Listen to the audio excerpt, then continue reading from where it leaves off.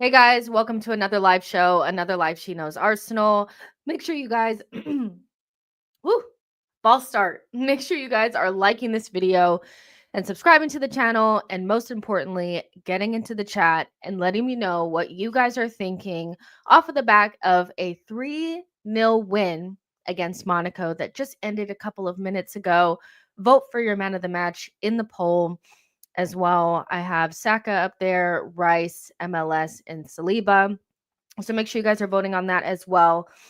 I have thoughts as usual. You guys know me. I do not shy away from having thoughts and feelings on things. And this is probably going to come as a surprise to some people, but I'm probably less upset about this performance than a lot of other people will be. And I'll tell you why.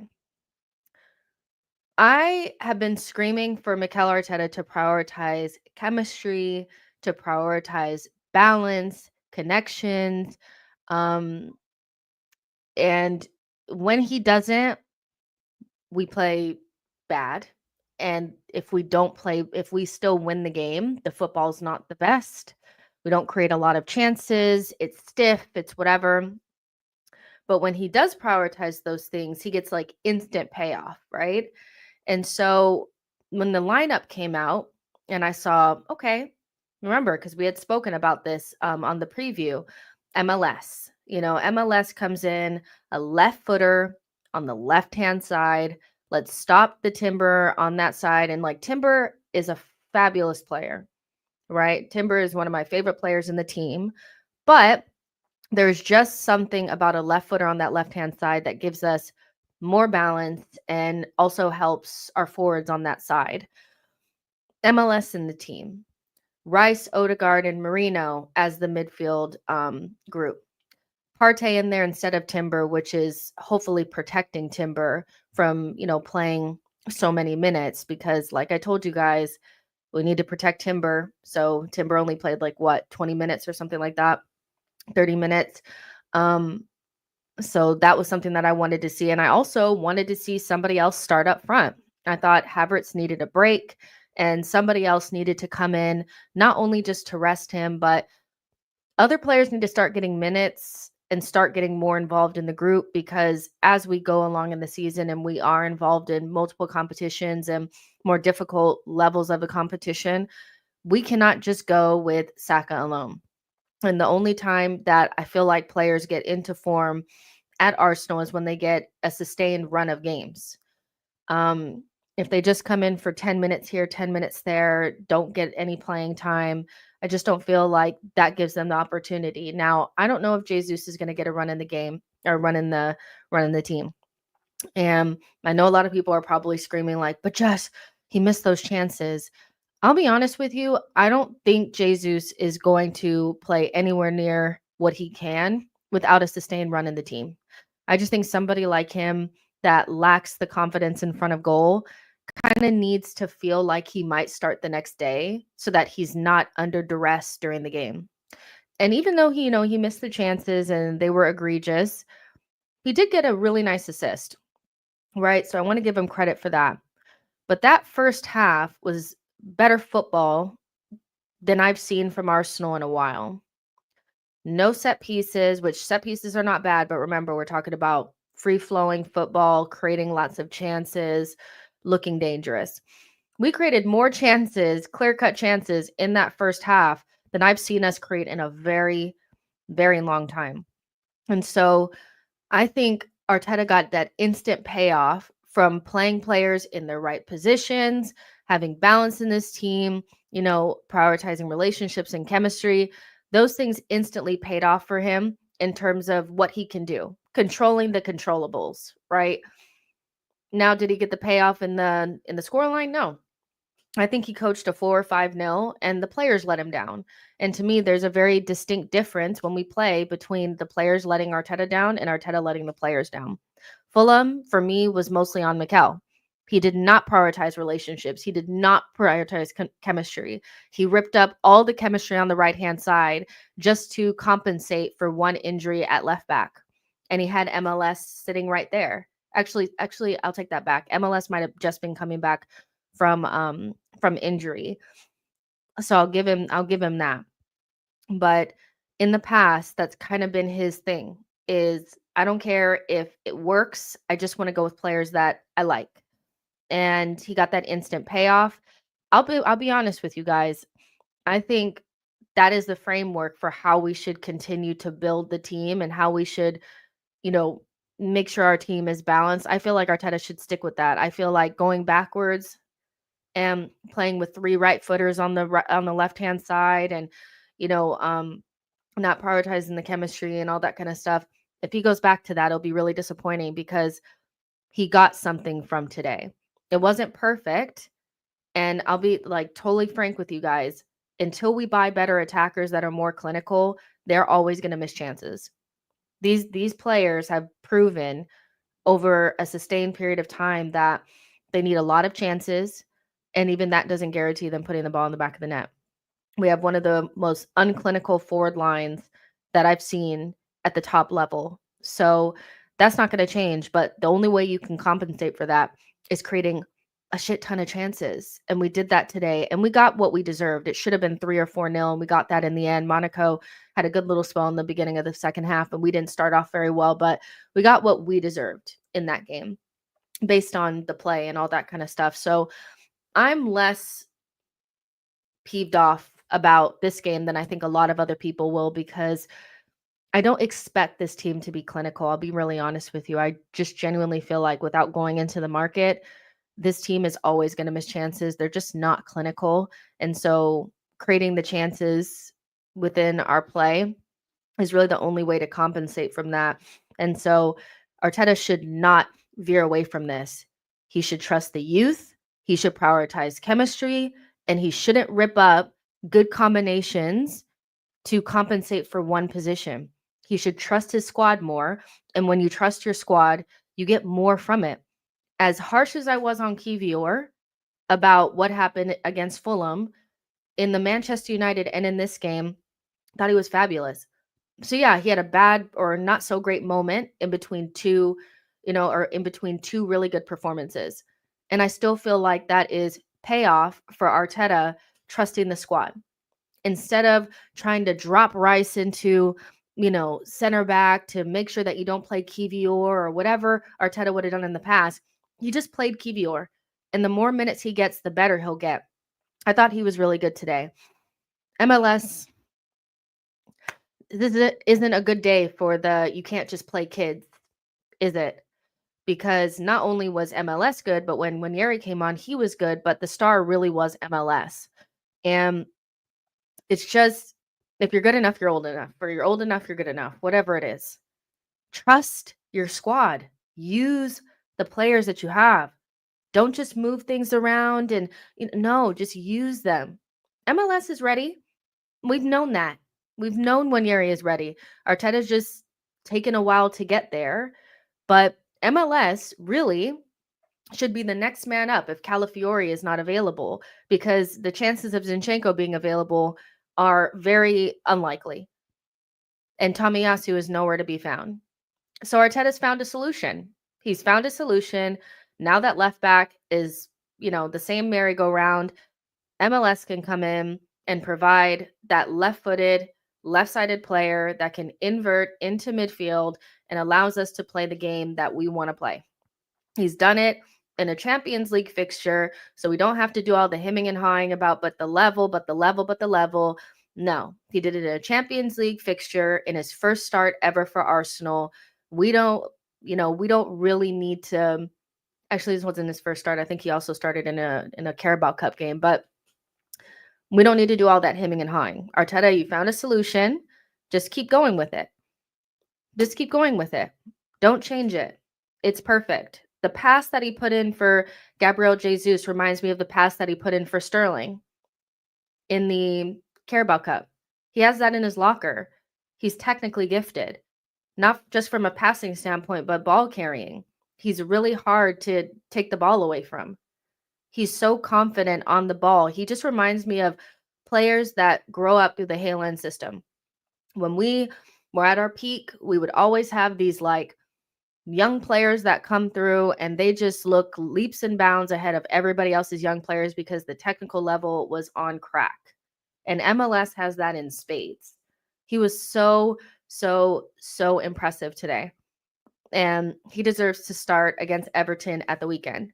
There's no reason to get scared and play Timber on the left.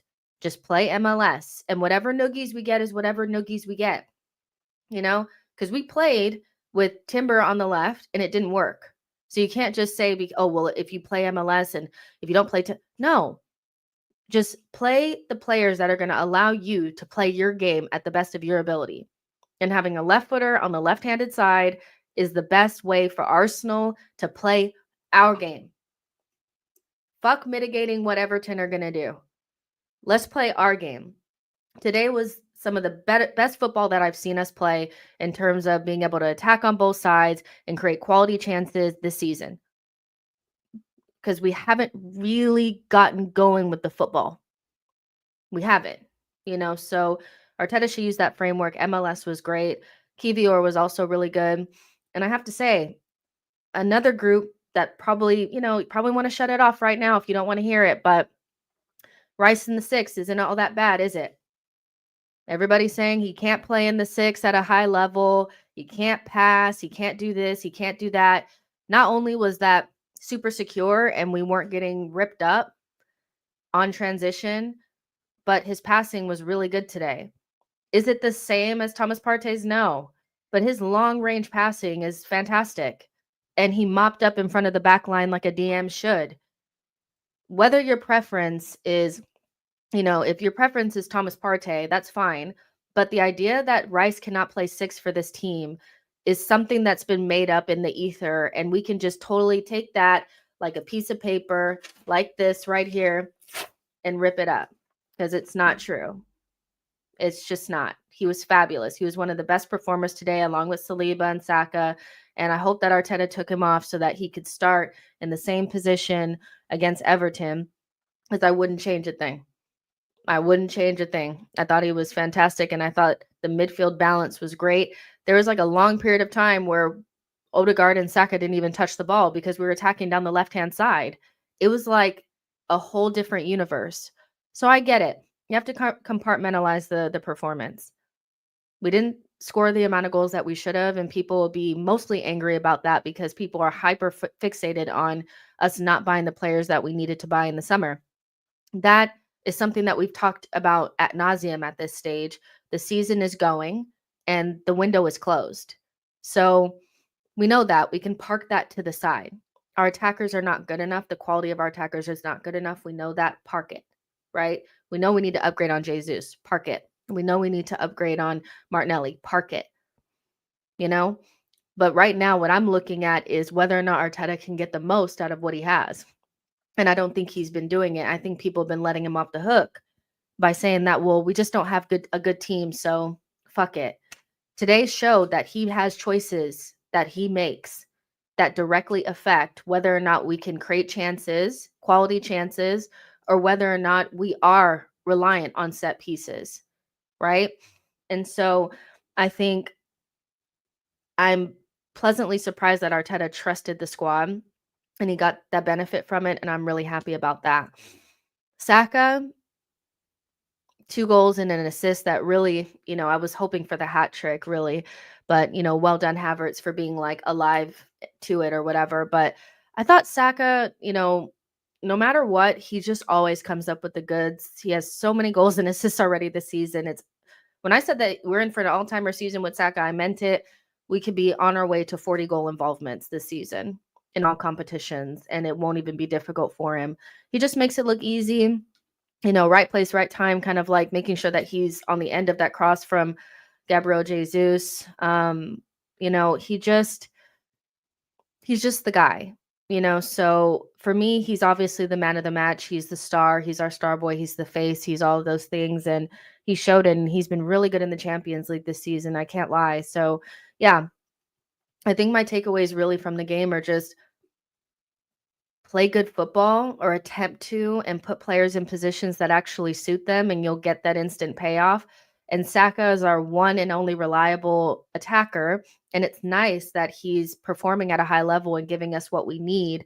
But, I'm not going to, I also understand why people are panicking, because it's like, well, there's no one else that we can rely upon, because some of the misses today were egregious.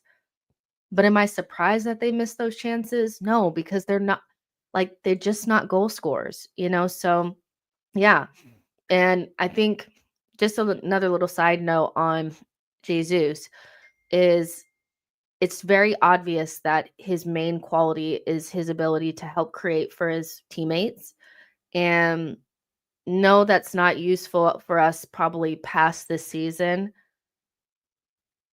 but I do think that it could be useful for us this season with Martinelli not looking that great.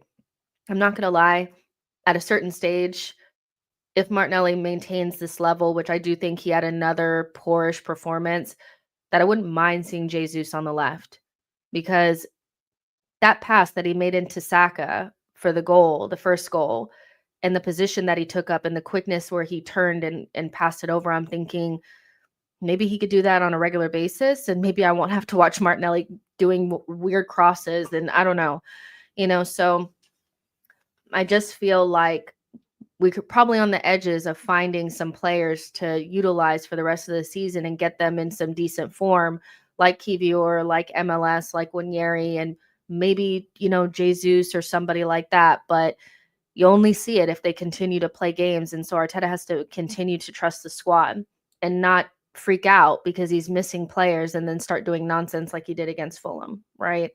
And so, yeah, it was a relatively easy game that was made a little bit more difficult by some terrible finishing. But ultimately, I saw a lot more positives today than I saw people reaching for against Fulham. Because when people were saying that we created more than enough to beat Fulham, the chances that we created today were leaps and bounds better than anything we created against Fulham. And Arsenal at their peak creates a shit ton of chances. We may miss them. We may miss them, but I'd rather see us at least creating them, because at least one of the problems is solved, right? Make sure you guys are in the chat. And I'm going to start reading out some of these comments before we get to player ratings and all that kind of stuff.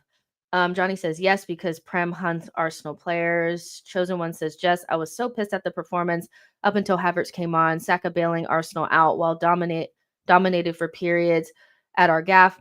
Such a slow play. You know me, I rarely criticize, but man, I just feel differently about the performance, to be honest, Chosen One. I just feel, at the beginning of this, I feel like if you only focus on the beginning of the second half, then obviously it's going to be, well, Monaco rocked up to our place and dominated, but it was really like, 20 minutes where they were playing well. They didn't really create much. The odd half chance here and there that didn't go in.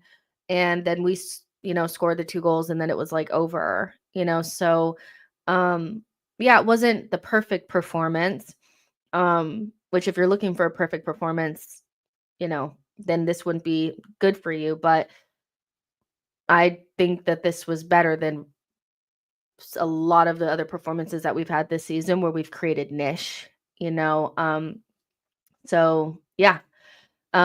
So basically what you're saying is you were pissed up until we scored the second goal, which makes sense because you were nervous because Monaco, we're nervous at 1-0 because we're afraid. And that makes every single chance that they get look like it's going in the back of the net, when in reality, it really wasn't, so I kind of get what you're saying though. Isaac says, best performance of the year, was so happy. The left half space was fully functional. And that's what I'm saying. Like, I'm not saying that because I know somebody is going to be like, I can't believe you thought that was a good performance. Relax, actually listen to what I'm saying.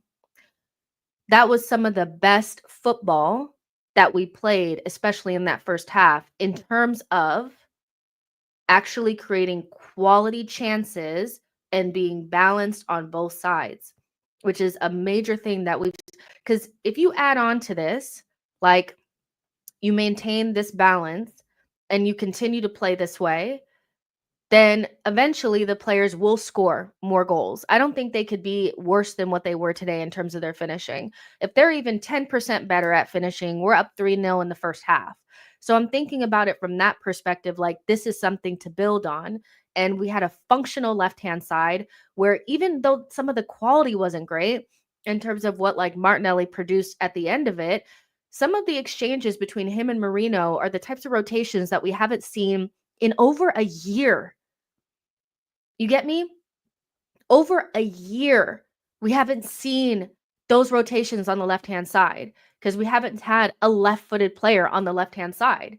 Even though Moreno had a mixed performance in terms of his technical level, sometimes he would do something really well and then sometimes the pass wasn't great. Just having somebody competent on that side and balance gave us a much better platform to create chances from. So I really want people to hear me when I say that this was not a amazing performance. This was not the best thing that I've ever seen. This is the best balance and chemistry and setup and platform that I've seen in a long time from Mikel. And that's all I'm really looking at because I can look at it that way because we won. So I don't have to be like worried about it because we lost or anything like that or we drew. But what I saw against Fulham and what I saw today was Arteta untangling the knot that he made himself, which was trying to solve one problem by fucking around with 3 or 4 things, completely disregarding chemistry and balance, you know? And that's all I've been asking for like 18 months. So that's why I probably am a little bit more excited about what I saw because I just feel like if the players perform just even a little bit better than what they did today, we stomped them out in the first half 4-0, you know?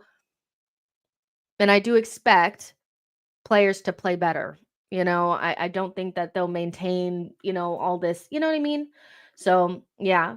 Let's see. Elvis says Raya is so good. He goes unnoticed. Exactly. He was good. Um, yeah, I think Raya always goes under the radar and his passing since we stopped hoofing the ball. When we came back from this past international break, I know that they looked at the percentage of times that we went long because I remember pulling up the chart for you guys and we were like egregious. We were worse than like Everton and all those other teams at the bottom that just hoof it long. We were like the only top team that was kicking it long every time that we got it. Ever since we came back from international break, Raya's passing has been outrageous. It just has been. He's been calm, cool, collected, clipping it into space, relaxed, all those types of things. And it's so much. I'd rather see us attempt to play good football than just not do it because we're scared or something, you know? So yeah, Troy says strongly need a number 11 and a number 9. And we know that. We know that. And that's why I'm saying like we know this, but the window is closed. And so not having better players does not relieve Mikel of trying to play better football with what he has because we know that even with what he has, the imperfect pieces that he has now, what the level of football that we've been watching is nowhere near what we should be getting out of this group, despite having imperfect players. Does that make sense? Because we know that. We absolutely know that. We know that these players need to be upgraded upon. We know that. John says, I'm glad Rice can be rested nowadays because our midfield is stacked. Listen, Rice being rested for Everton, great. MLS potentially being rested for Everton, fabulous. Fabulous. Like, I would love to see Timber on the right and MLS on the left against Everton. I need that. If Calafiori's not ready to go, and even if Calafiori is ready to go, maybe MLS playing well means that in this period where we're playing against, I think it's Everton, right? The Evertons, the Crystal Palaces, the Ipswiches, that we can allow Calafiori to actually get fully fit before we rush him back in just for him to get re-injured. And that's what the beauty of using the squad is that you don't have to rush Gabriel back from a concussion, or whatever's wrong with him. So, yeah, I think being able to rest players is key for us, and especially players that have played a lot of minutes. And Kai Havertz not having to start this game and us still winning the game is key, So, yeah, I kind of I get why people are like freaking out, but I just feel like I just see something different in this game, and so I don't have to be overly enthused, like, or it's not like anybody except for MLS did anything out of this world, but it doesn't need to be for us to just play better football. Sip says, great analysis on the balance. Even Jesus didn't look bad aside from the finishing, of course. And I want to be fair to Jesus just because, even though, because you guys know I don't particularly rate him, and I felt like we need to move on from him in the past. That being said, I always think Arteta has this really bad habit of icing people out to the point where they're useless. And as somebody that's played a sport at a decent level, if you sit on the bench for a long enough time and then you come in, you are like not in the right headspace to take advantage of that opportunity. And when you know that no matter what you do, you're going to go right back to the bench, you're not motivated really to do well. And that doesn't mean that Jesus should not be moved on. That doesn't mean that Jesus needs to stay longer or anything like that. But I do feel like Arteta gets a lot less out of his bench than he should because he ices players out. And then when he needs to use them, he puts a lot of pressure on them to perform in like this do or die game where even if they do play well, they're going to be dropped the next game anyway. And so, do I think Jesus is the answer? No. Do I think we're getting anywhere near as much as we can get from him? No, because despite him not being a clinical finisher, which he was never that, we know that he's a player that can offer dribbling and, in between the lines, and basically what he offered today, which was helping create chances for his teammates. And that could be useful to a team that plays against a lot of deep blocks, because when we play against deeper blocks at times, it would be nice to have like an additional player in there that can provide the wall passes and play in tight spaces. And we don't have that because Jesus is like a net negative right now. So instead of just icing him out, give him more minutes during this time, like with the better players, and see if you can reinvigorate a version of Jesus that is usable. Because for a long time, we didn't even have a usable version of Jesus. And you can't just go with Saka and set pieces. It's not enough. So, yeah, Jordan says the day we get rid of Martinelli for a better player is the day we are destined to win the league. People don't seem to realize how many times he wastes his good attacking opportunities with his dead IQ. Yeah, I think um I don't think Martinelli had a great game today at all. Um it's just odd to me how he like just pretty much always makes the wrong decision.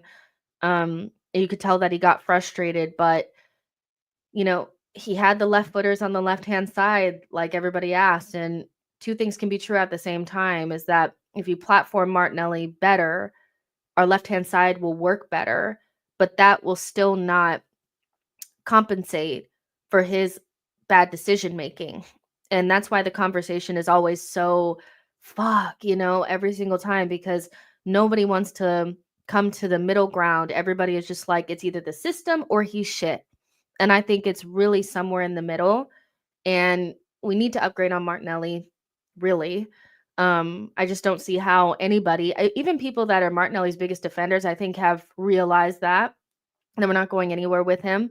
But even a bad Martinelli, like today, was so much more useful, and our left-hand side was so much more useful to us. We actually created a chance on that side because we just had balance, and that's the bare minimum I require, is for the system to work enough where if the failings have to be on the failings of the lack of talent in the players, but if the failings are really just coming from Arteta not being able to create good chemistry on the pitch, that's where I'm like, okay, because I've said for like at least a year and a half that Martinelli is not the guy. But so all these revelations that people are having, I'm just like, you know, Big says that Jesus assist ain't moving me.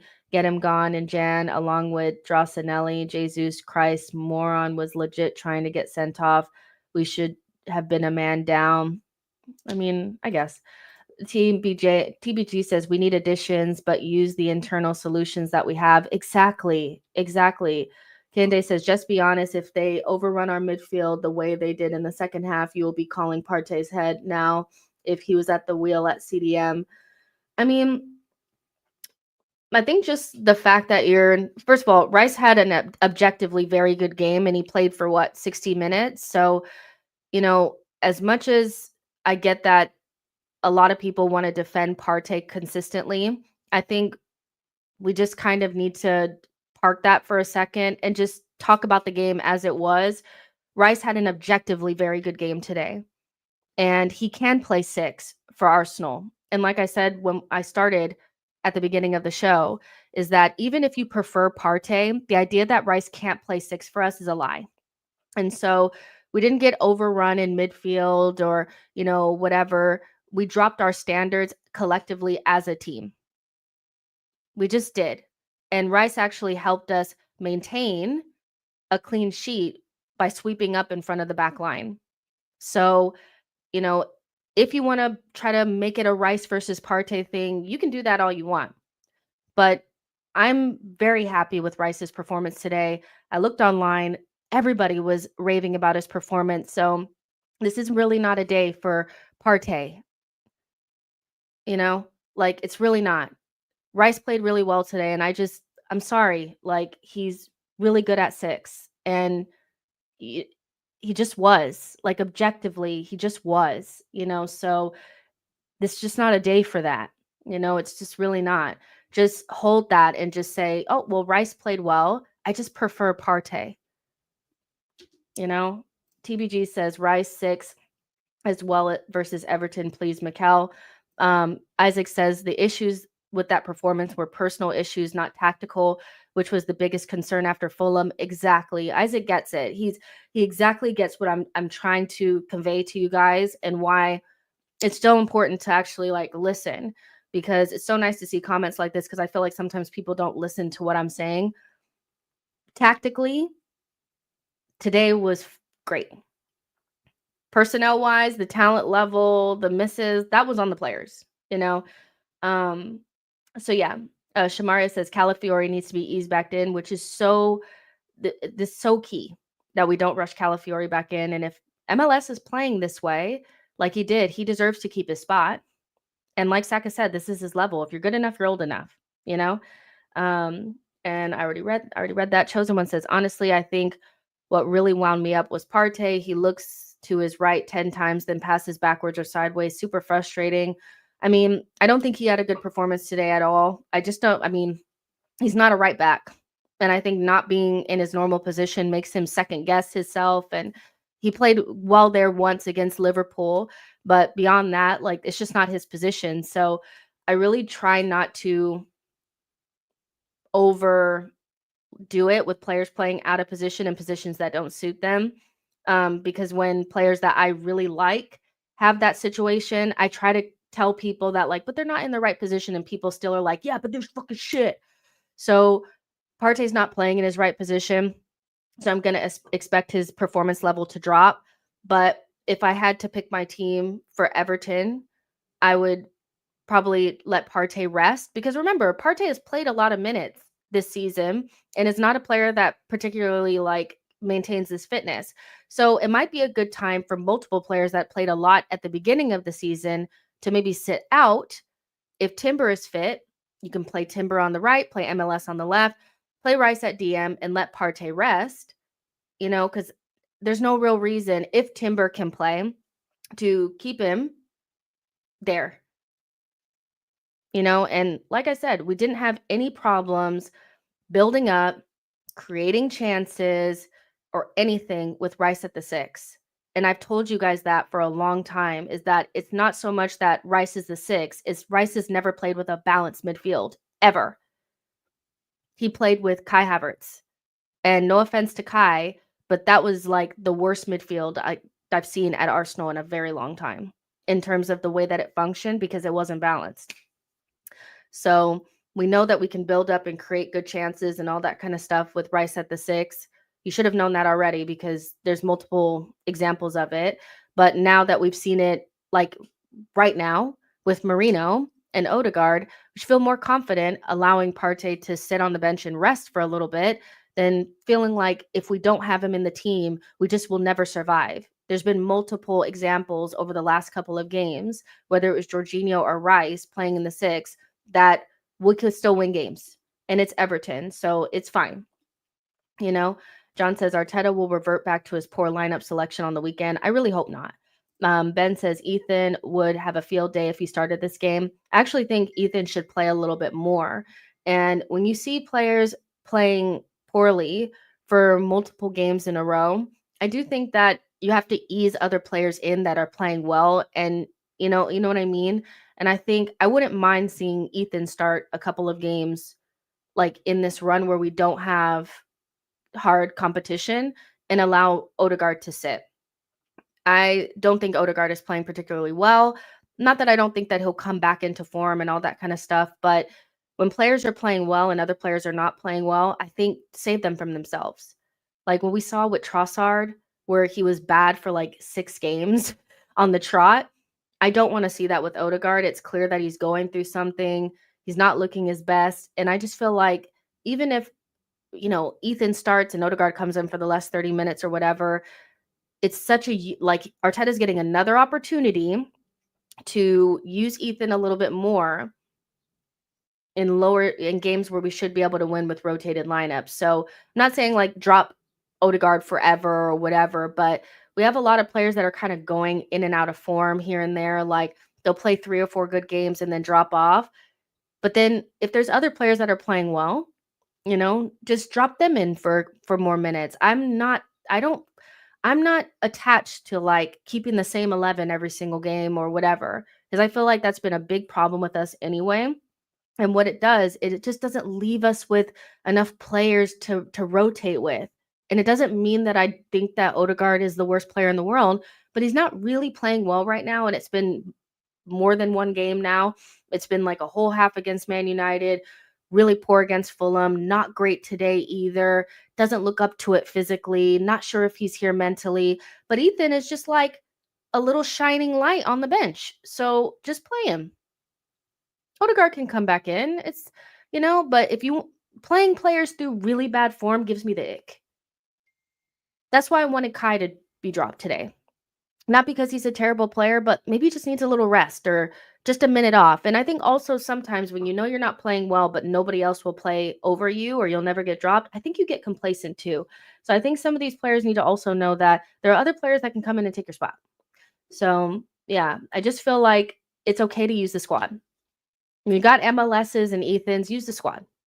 It's fine. It's not the end of the world, John says Ethan would have buried those chances Odegaard had in the first half. Well, it just wasn't a good day for him. Kande, you've put that comment in there about 5 or 6 times. I read it already. Johnny says Martinelli had a really good turn in the second half. He's only Arsenal level on the counter. He did, and I know exactly what you're talking about, and that's his game. He just had a very odd game where he did like one good thing and one bad thing. Tabuki said Martinelli didn't play bad. He's just a squad player, nothing more. Simba says, I don't think this is just confidence. This is what he is without pace. Dallas Square says, Ken Rice play 6 from now on, please. I mean, against Everton, I think we should let him just maintain his position. Brian, thanks so much for your super chat. Says Martinelli needs to sit bench for a couple of games. He's not good enough, but he is making more bonehead plays than usual. Some time off might be good. And I mean, I probably would sit Martinelli, but we also see that Trossard is also going through a little bit of a, neither one of them are really giving what it needs to give, right? So you have 2 options. You could put Jesus on the wing on the left-hand side, give him a couple of games, or give Raheem Sterling a couple of games. But I would just like to see Arteta give somebody at least 3 games, full 90s, or at least 60 minutes to really get the juices going. Because I'm not sure that the way that he introduces other players in gives them enough time to get their confidence up, get their touches up. And Raheem Sterling is going to need more time than anyone else. So, but continuing with the Trossard Martinelli thing, I wouldn't mind seeing Raheem Sterling and Jesus in that maybe for the next couple of games, because whatever Trossard and Martinelli are doing right now, the stink off right now, it's not giving. That's all I need to say. It's not giving. So again, because we have a decent run of games where we probably could afford within the starters to add some other players in, this is it. Because I kind of think if Raheem Sterling doesn't play anytime in this run, then you should just cancel his loan and send him back to Chelsea. Because what's the point? So yeah, um, yeah. Burmese says, I missed the game, but based on the outcome, AFC is becoming Saka FC. Becoming is. Shamaria says, I need this Partey right back experiment to end. Kwame says, now you're talking just Partey plays in midfield. Well, like I said, I wouldn't start him against Everton. I'd let Rice maintain his position. But yeah, he should only play in midfield. John says, Ethan should start versus Everton. We need to be unpredictable at times. The Prem already knows Odegaard and Saka are a deadly duo, and we'll get doubled up like on the Fulham game. Elvis says, Arteta needs to improve his player development skills. Trossard and Martinelli used to be deadly attackers. Now they look championship level.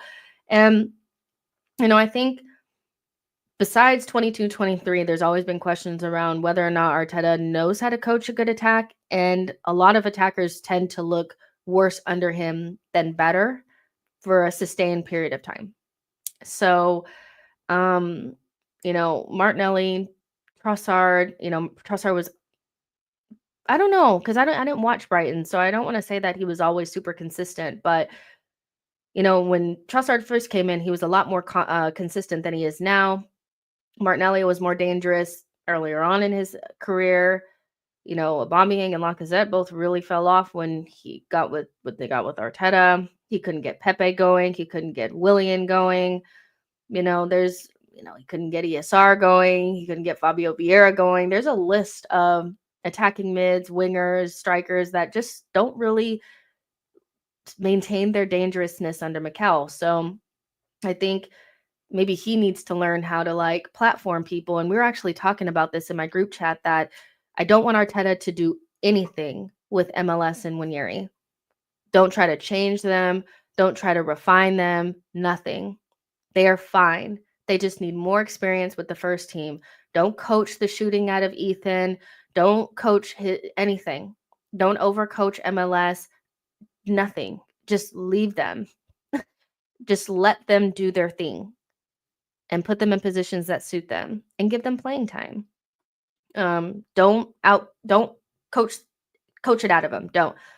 Aha says Jesus and Martinelli were decent with their general play, bar the two big chances missed each. I actually I kind of agree with that. I don't think they're as bad as people are making them out to seem. I do think their general play was okay, but I think when you miss big chances, that's all people see. And so then they never forgive you for it. And I totally understand that.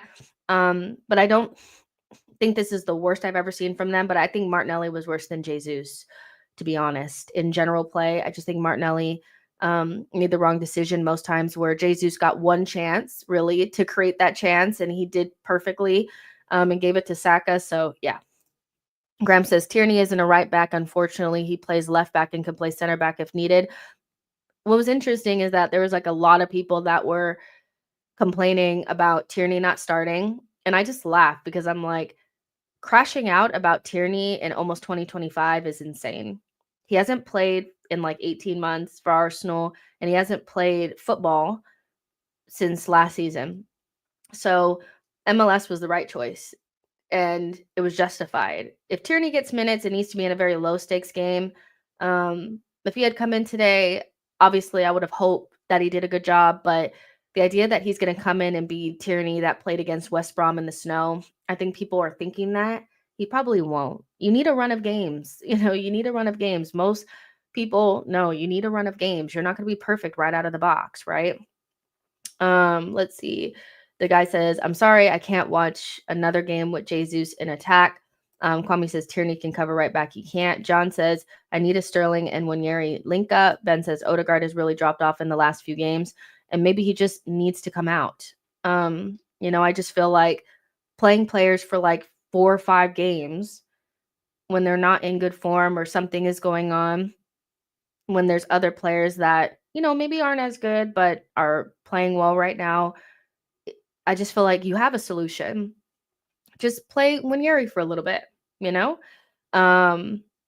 I just don't see why it's such a big deal. But, John says Martinelli was running forward with the ball and then going backwards at times. Owen says, as much as Jesus was good for general play, a 200K number 9 can't miss two 1v1s and not get slandered. I saw a crazy stat that it's 1 goal and 32 appearances. I get that, but he did get slandered. It's like, I'm not asking you guys not to slander him. I'm just saying that, like, being like shocked that Jesus missed those chances, especially when he doesn't play consistently, is kind of like, what did you expect? Like, Jesus is just not a great goal scorer, and is really good at general play, and he did good in general play. So he is getting slandered. Odegaard got slandered today. Jesus got slandered today. Martinelli's getting slandered today. They all getting slandered, so nobody's not slandering them. I'm just saying that, like, we know that we need to upgrade on him. So it's like, I don't know. I'm just the only thing I can hope for now is that Arteta can get the best out of what we have, because we can't upgrade on Jesus right now. The window is closed.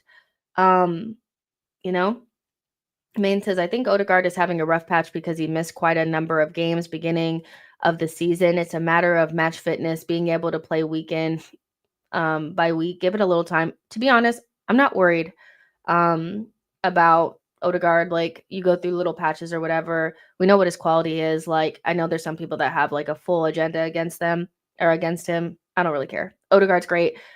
But you have Winieri to come in if you need to do something different. It's fine. Shamaria says Havertz is a very, very good squad player. Unfortunately, he's our highest paid player. Aha says also, Jess, we're still not good at counterattacking. We will never be good at counterattacking until we rid ourselves of this fear of giving the ball away. I just feel like they're always in complete like conflict with themselves when they're on the counterattack, where they don't know how to make the right decision in a split second because they're so used to taking their time. And so the way we play on a normal basis is the complete antithesis of a counterattack. And so when you're counterattacking, you can't be afraid to lose the ball. You have to be able to make decisions quickly, and you have to take little touches. Like, you have to just take a touch and make a decision. And that's not how we play in general play. And we used to be really good at counterattacking. We were really good at counterattacking a couple of years ago. So I know these players can do better than that, but I just feel they're out of the practice of playing good attacking football and playing fast and playing 1-2 touch and making decisions quickly. And now they're second guessing themselves because they're out of form and they're not scoring goals. And it's just a lot.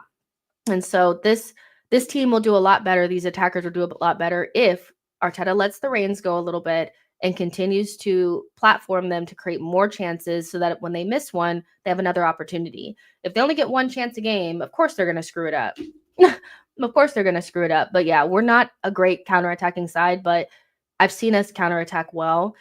We just haven't in recent years because we're so afraid to lose the ball, and we're so used to keeping it. Like, we're out of practice. Graham says we really need to start being ruthless in the summer. Time to move on from Zinchenko, Tomiyasu, Partey, Jorginho, Jesus. We need better competition and options off the bench.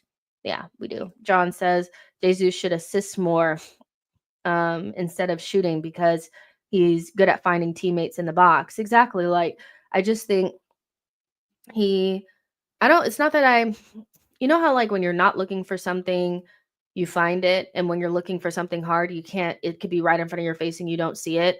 I just feel like Jesus would never score 20 goals a season. That's just never who he's going to be. But the more he's fixated on scoring goals, the less likely he is to score if he just relaxes and plays the game. It'll go off of his toe and go in at one point, but he's so hyper fixated on it and so stressed out. And, it's probably embarrassing for him to have the number 9 on and playing behind Kai Havertz and all this kind of stuff, that it's just, yeah, you know what I mean?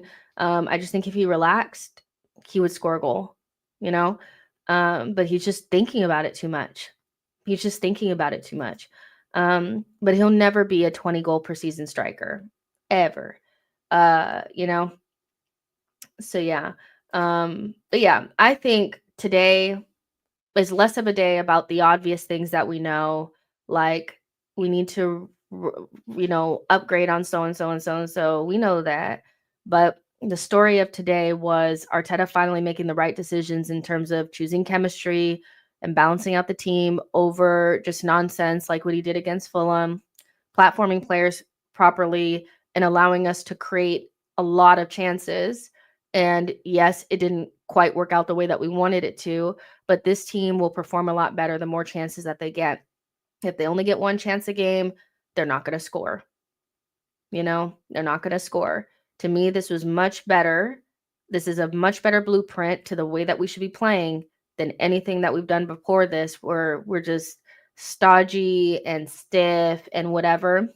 And yes, we need quality and all those types of things, but we know that, and the window's closed, so there's nothing we can do.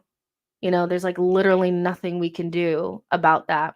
So the only thing that we can hope for is that Arteta can find players within the squad, platform them properly, rotate well, and hopefully in the next couple of weeks, we feel more confident about Kivior and MLS and Wanyeri and these players being in the team. And I'm just hoping that one of Sterling or Jesus, or mostly those two, one of them could just have a little purple patch that can get us over until Havertz is back in form and, maybe Martinelli starts playing a little bit better. I don't know. But if you think we can go with what we have and these players can all be out of form like this at once and we're going to do anything, we're not. It can't just be Saka. Other players are going to have to at least fool us into thinking they're good again. And the only way that they can do that is if they actually play minutes, So, yeah, that's where I'm at. I'm very much so like, team, we needed to do better in the window. Team, we need to upgrade. But right now, I'm actually more interested in evaluating Mikel Arteta and how he deals with this group than beating the dead horse that is some of these players need to go, because we already know that. We can't evaluate whether we can't evaluate that now. We know what's T. We know what the T is. Um, John says Marino and MLS should start in the weekend. They just improved the left-hand side a lot. I agree. Shamaria says facts. Can they just give us something like Brian says, what do you think of people that say Saka is not world class? If you don't think he's world class by now, then you probably will never think he is. I've been saying for years that I think he's world class. So people that don't, I don't really pay them any mind, because there's just a lot of people that just don't rate players, and whether they reach the heights or they don't, they'll just never rate them. And so rivals will never rate Saka because he plays for Arsenal. It's just that simple. Arsenal tax. Think about how good, like, even people that are like, it's trophy tax, it's not trophy tax, because people still don't rate Salah. You have guys like Jamie Carragher and guys like Troy Deeney out there in the streets speaking poorly about a clear all-timer, a clear Premier League all-timer, and he has won trophies. So it's not trophy tax, it's Arsenal tax. They'll never rate him. But us as fans, we don't have to feel insecure about Saka. We know what he is. And if we would just provide him with quality around him, more quality around him, he would get way more assists. Because I actually think that Saka's strong point is creation. Whether you like the way it looks or not, that guy creates bags of chances. Crosses, low and hard, up in the air, whatever, corners, whatever. And if we just had better attackers around him, he would thrive so much more, So I'm not worried about Saka. Saka is a world-class player. He doesn't need to prove anything anymore. It's clear. Other people that are outside of Arsenal can see it. It's just, if you understand how rivals work, they're never going to rate him. They're just not. So, yeah, it's just, yeah. Nostradamus says Jabroni Chumps thinking Monaco was going to test us. Jabroniville with Chumps thinks Monaco was going to test us. Also, we are third now in the Champions League table. So despite us not being able to score against Inter or Atalanta and dropping points in both of those games, we are third now. Liverpool, Barcelona, and us, with 6 matches played. So, that's not too bad. The table doesn't matter. We know that. And we're on the same points as a lot of other teams, right? Same points as Lille and Brest and Inter and Aston Villa and Leverkusen. So we're on the same points as all of them. But we know we've scored a good amount of goals, and then we haven't conceded as much as they have. So we've only conceded 2 goals. So our goal difference is better than theirs. Um, so yeah, I think that's a positive. It doesn't matter where we finish. We literally just need to finish in that top 8. And so I like the view of this better than what we were seeing earlier on. And our next game is like Shakhtar or something like that, and we should be beating them, you know. So um, our Champions League campaign is going better than our Premier League one, you know.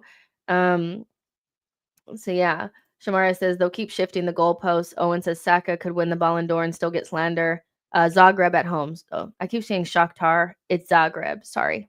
I keep getting them mixed up. My bad. Um, so yeah, but yeah, and I want to touch on the Marino thing because I don't actually have him on my. I just keep forgetting to put him up for the player ratings, but I do think it was like more of a mixed performance in terms of his technical security versus like what he actually did, if that makes sense. Like, I feel the intention for most of the things was right, but whether or not it came off, I think was whether or not he could, you know, get the touch right or whatever. And I think we have to remember that Marino has had like a very up and down introduction.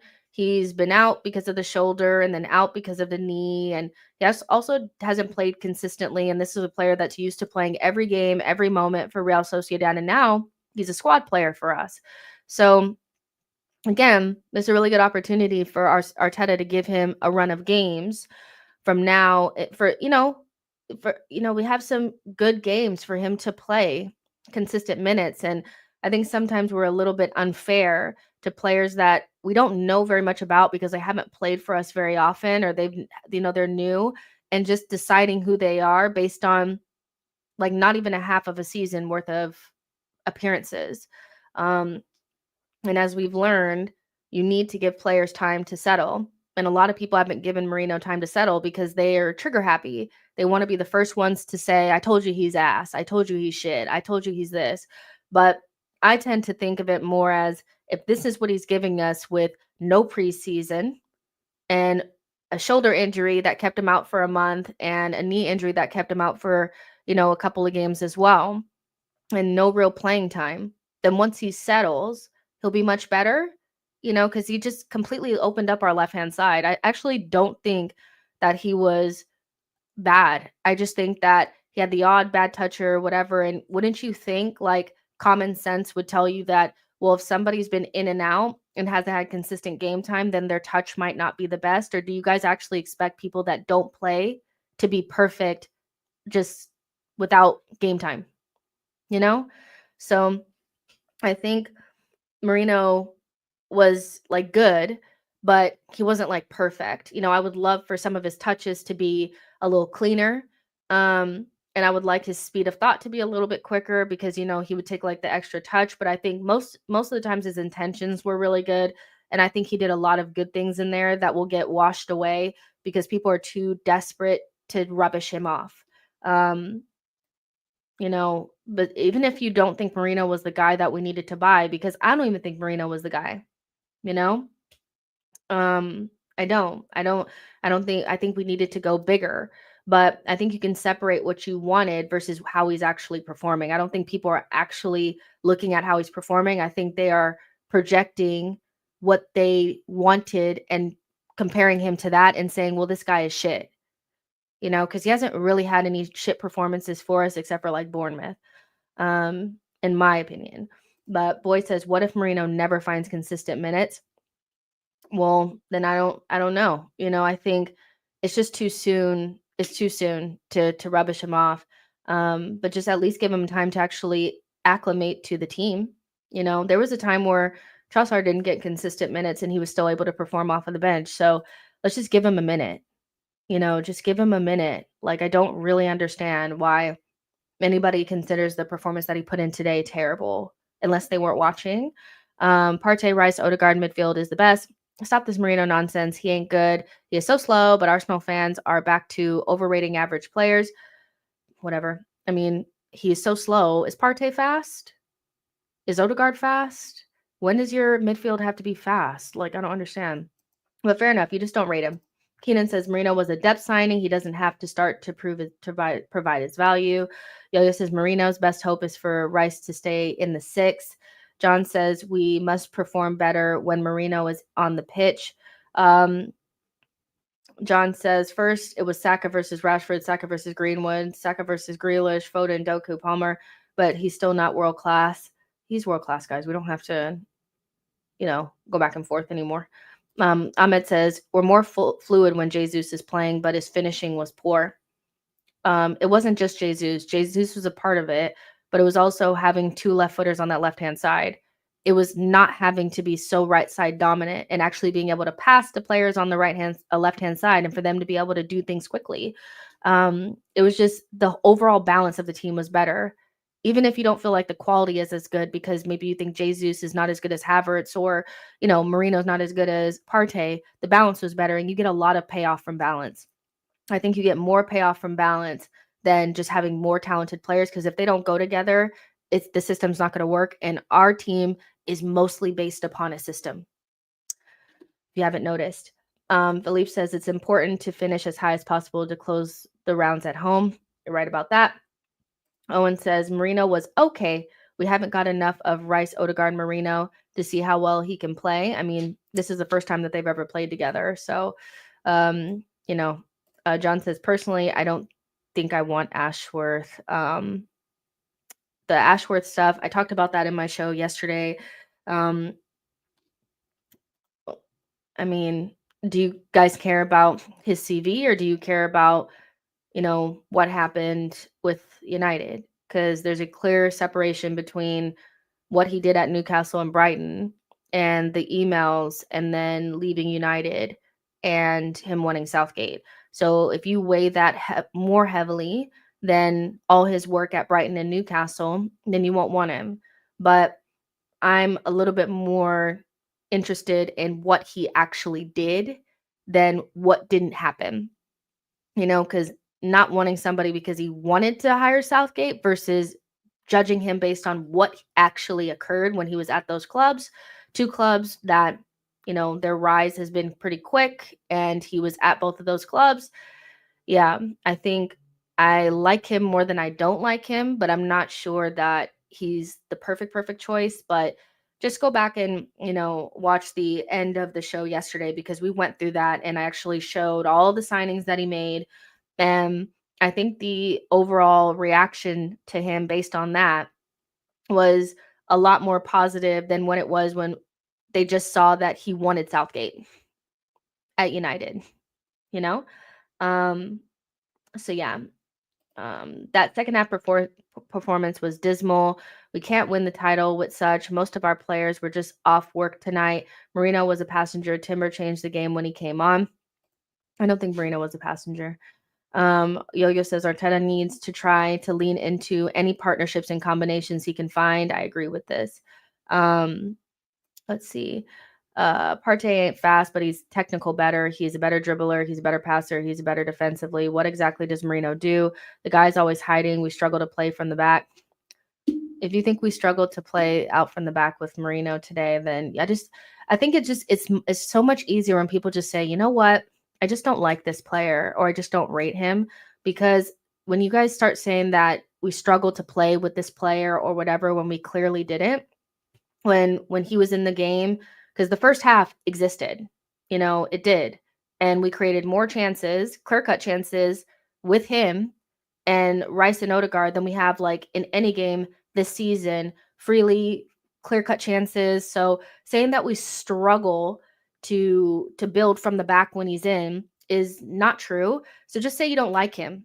I think it's just so much better when people are honest instead of trying to justify them probably not liking somebody just based on some innocuous reason. Just say you don't like Marino. Because we didn't struggle to play like with Rice today and Marino, we didn't struggle at all. Not once to build. Not once did we struggle. We didn't struggle at all. We had a bad beginning of the second half. you know? Aha says, plot twist, we missed all those big chances to honor Giroud's game against Monaco at the Emirates all those years ago. Let's see. The guy says Marino was good today. Nostradamus says Marino and Xhaka have unbelievably similar attributes. Only he wins the ball more and doesn't do cross-field balls. John says Man U just tend to lower somebody's standard as soon as they step foot in Carrington. Let's see. Boy says Marino is to fill a position with a functional player in. For instance, an injury crisis, still need to sign a maverick midfielder. I agree. You still need to sign someone else. And see how I can say that we still need to upgrade without diminishing Marino's actual quality. And I'm actually also able to analyze his performances outside of my overall feeling about needing somebody better. You see how I did that? It's not hard. Caleb says Marino is okay, but he isn't the answer. And Marino is okay. John says Marino has been good, bar Bournemouth. Don't see what game the guy is watching. I just feel, just say you didn't like him or you didn't want him. I just feel like that's so much easier. Make sure you guys are smashing the likes. There's 1,000 of you guys watching on multiple platforms, which is really cool. Like and subscribe and all that kind of stuff. We're going to get into player ratings now, and I'm actually going to take a little gander at the men of the match, which I'm not surprised. It's Saka, and we all know it, don't we? He is the main guy, and he did a really good job today. Well done. And I also want to say that capitalizing on the other team's mistakes is something that we rarely do. Do you guys remember when we played against Spurs at the Emirates last year, and Maddison, we pressed Maddison into giving us the ball, and Jesus skies it over the goalpost or over the goal instead of just putting it into the back of the net. It was like wide open. We get those opportunities a lot where we press the opposition well, or they have a lapse in concentration. If you guys watch the game of Atalanta versus Real Madrid, Vinny's goal actually just came off of a fuck up from Atalanta. They fucked up and it bounced to him and he just put it in the back of the net. We get those opportunities as well. We just never capitalize on it. That's why when we get them and we actually do, I'm like, yes. So I don't really care how that goal came about because we get those opportunities a lot and we don't take advantage of them. But guess what? When we fuck up, we always get punished. And we need to be way more ruthless.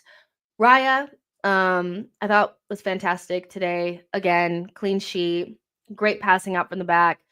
Kind of like one of our best performers this season, consistently saves us from being in the relegation zone early on the season, because guess what? If he didn't make some of the saves that he did, baby, we would be in trouble. But now that we've kind of settled a little bit more, his passing is coming out again. And the passing is just like, he's the best goalkeeper that we've had passing wise, like ever at this club. So yeah, I'm really feeling the Raya, performance from today. So I'm gonna give him a 7.5, mostly because I think it was a good performance where he didn't have to do a lot of saving and all that kind of stuff, but it was a really clean performance from him. And I just love that I don't have the chaos that we had a couple of years ago. I just feel so much more relaxed with him back there. Partey, don't think it was his best game. I thought he was sloppy on the ball. That being said, he's playing out of position. And so I think he should only play in midfield. That being said, I would start the same midfield against Everton and just play Timber on the right and allow Partey to get some rest. He's played a lot of minutes this season. He started the season, played a lot of 90s in difficult games, and now he's playing right back, and he probably deserves a game off or two. But today wasn't a great game for him, like in any way, shape, or form. And I don't feel like we need to pretend like it was. He was out of position, and so I don't expect him to perform at his best. 6. Let's see. Saliba, I thought, again, another really good performance. Had one little shady moment where it was like all the subs came in and Timber passes it poorly to him and then he gives it away and then they almost score from that. But beyond that, I thought he was really, really good. Didn't have to rely upon him for a set piece. Just a really good, clean performance from Saliba. I'm going to give him an 8, I think. It's weird because now that Gabriel's not playing next to him, I just feel like people are more quiet about his performances. It's like before people were trying to give him higher scores because they had to prove that he's better than Gabriel. But I actually think these are better performances than I've seen in some of those games where people were forcing it.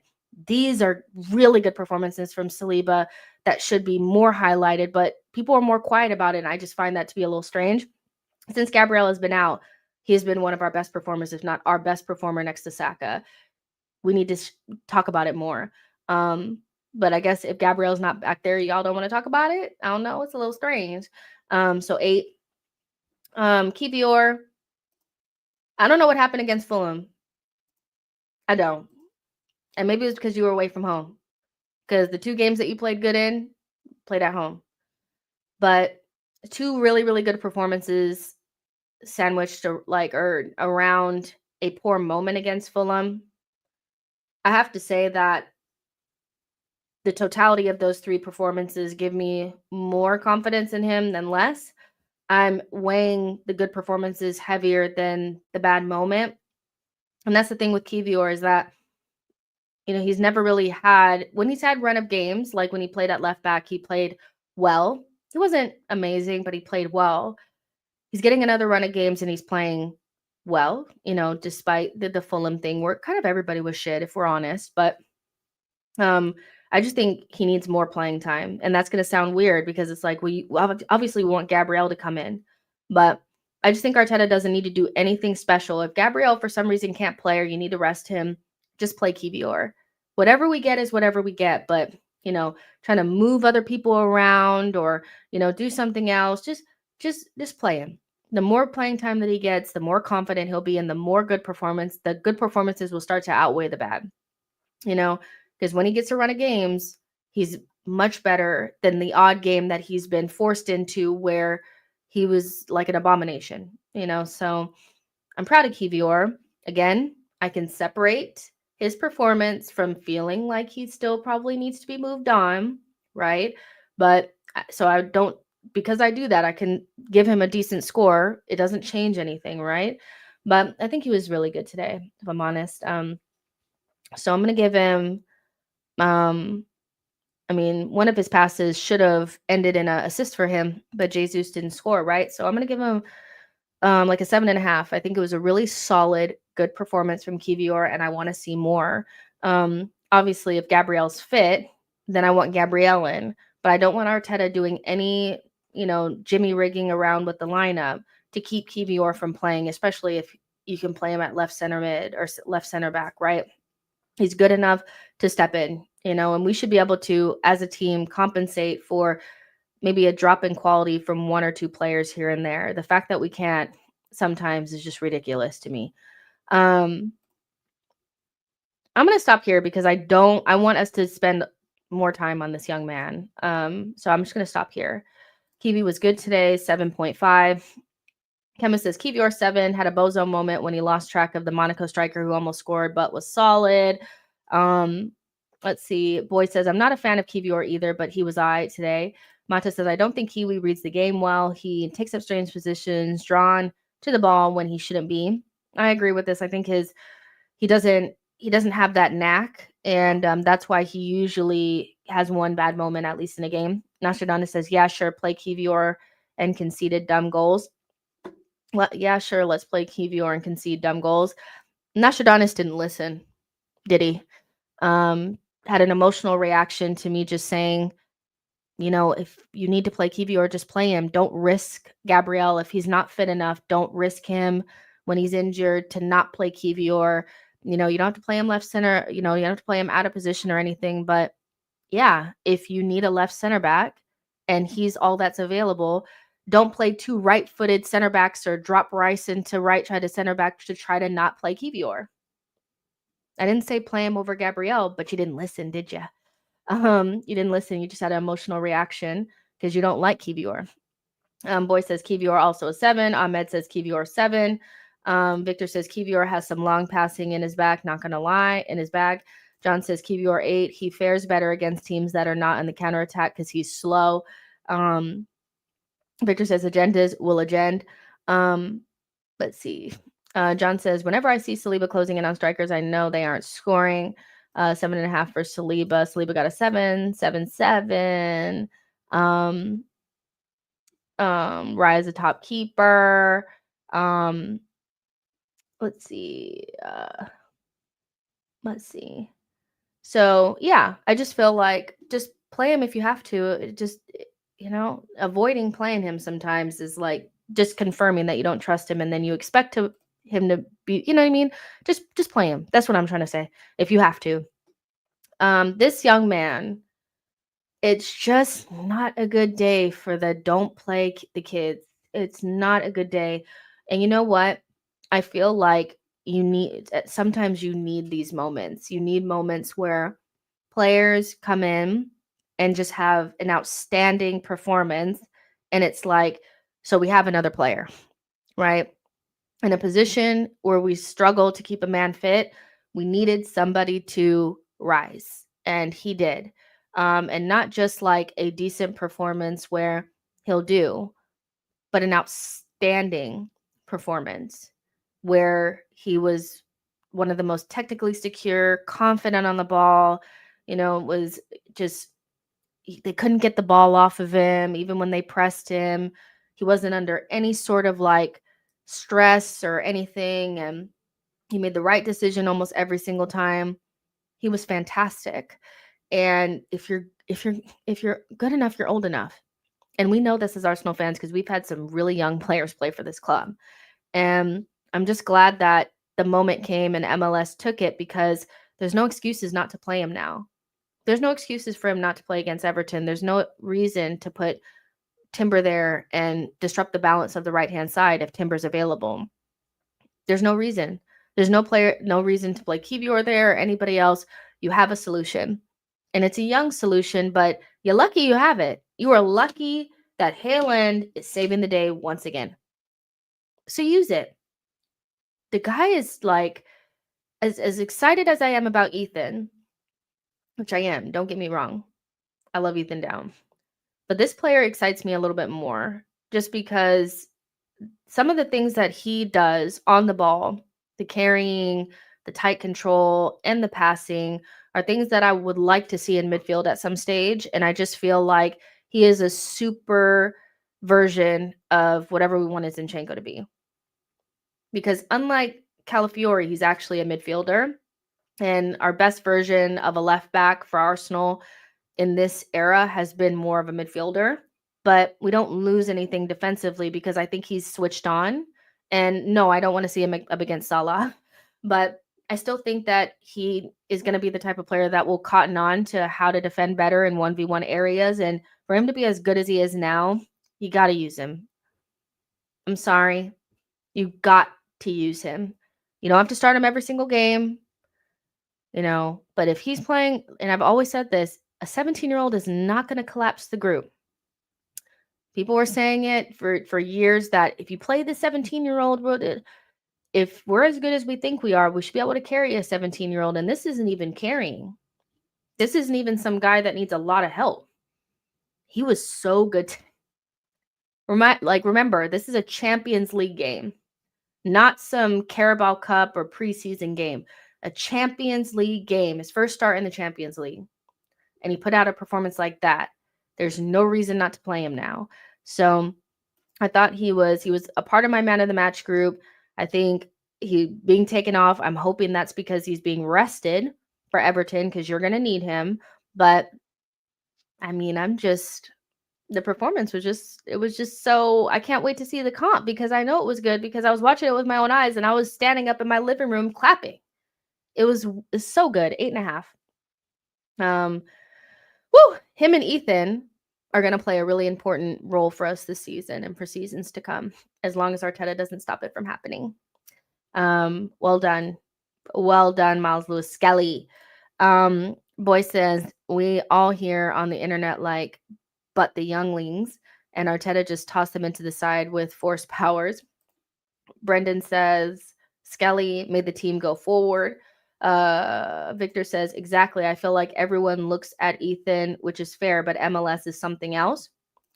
I said today MLS is a Zinni regen. He's incredible. He could be better than Zinni because Zinni doesn't have the physical attributes. Like Zinni lacks athleticism, and MLS is an athlete.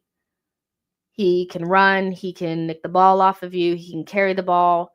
He has all those attributes that Zinni has, but more, so his age is the only factor, and the fact that he doesn't have the experience. But I'm not worried about him, and I would much rather play MLS and know that there's going to be mistakes made and will concede from the mistakes that he makes versus fucking with the team to compensate for trying to not play him, and then we still don't win and we play terrible football, you know?